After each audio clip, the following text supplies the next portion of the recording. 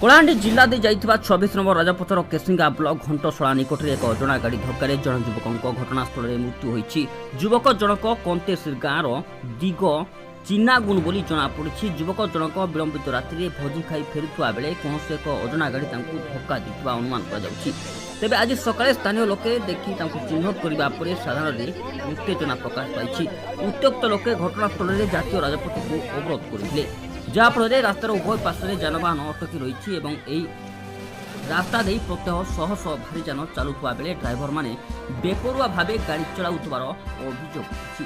तेबे घटनास्थल में केसिंगा पुलिस अतिरिक्त तहसीलदार एसडीपीओ जिला परिषद अध्यक्षा पहुंची उत्त्यक्त लोक बुझासुझा करती। केसिंगारू सुरथ हन्ना रिपोर्ट।